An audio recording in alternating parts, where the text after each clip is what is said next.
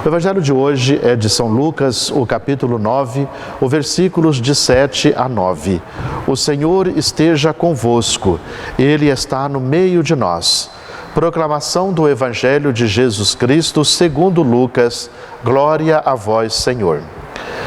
Naquele tempo, o tetrarca Herodes ouviu falar de tudo o que estava acontecendo e ficou perplexo, porque alguns diziam que João Batista tinha ressuscitado dos mortos. Outros diziam que Elias tinha aparecido. Outros ainda que um dos antigos profetas tinha ressuscitado.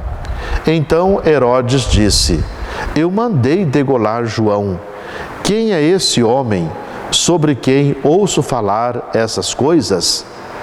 E procurava ver Jesus.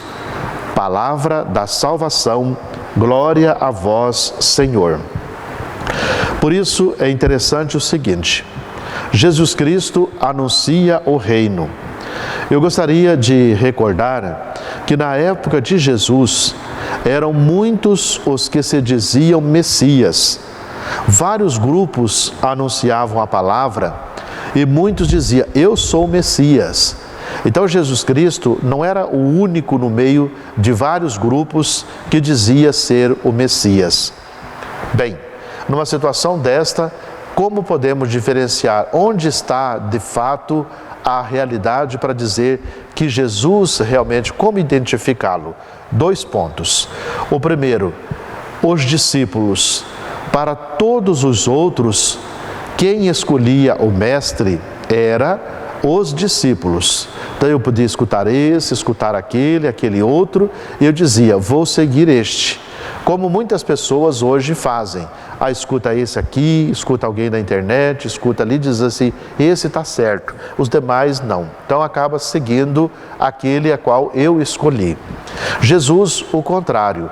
Os discípulos de Jesus, nenhum deles escolheu seguir Jesus, mas é Jesus que vai ao encontro deles, os escolhe, os chama, para que eles realmente possam ser os seus seguidores. Então aqui está a primeira diferença.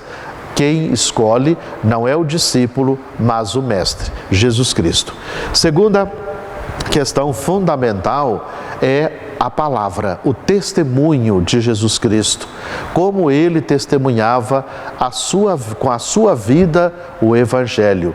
Veja, até mesmo o tetrarca Herodes, quando ele ouve falar de Jesus, a conclusão do Evangelho é muito interessante, porque veja, e ele procurava ver Jesus. Aqui no Evangelho, a palavra ver Jesus não é olhar com os olhos. Eu vi e é este.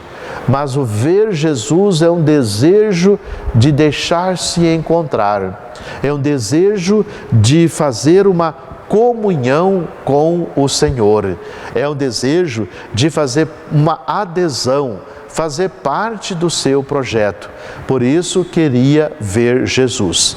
Então, por isso, o Evangelho de hoje deve despertar em nosso interior este desejo, ver o Senhor. Ou seja, fazer parte do seu projeto, aderir a Ele, seguir profundamente a sua palavra.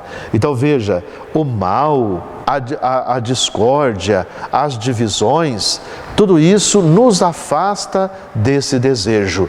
Mas o amor, a doação, a simplicidade, a humildade nos fará realmente vivenciarmos em profundidade o amor do Senhor.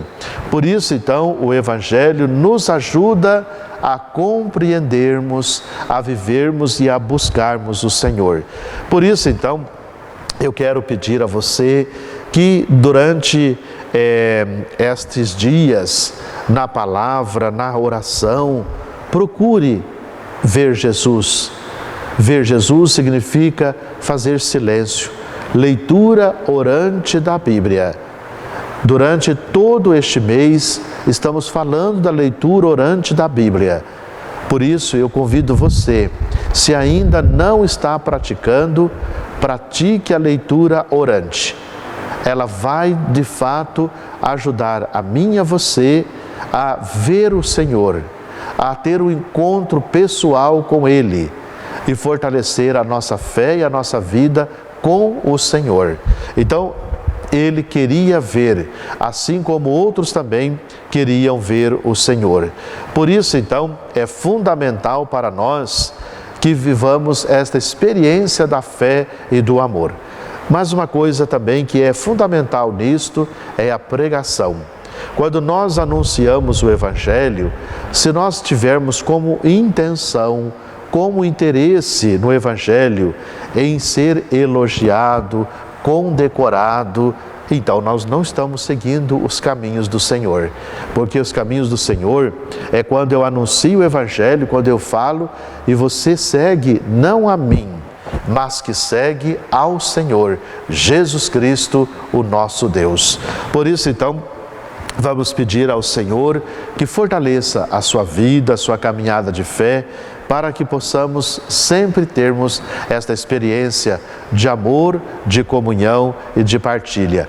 Ver o Senhor é colocar a nossa vida totalmente a serviço do Evangelho quando acontece este encontro.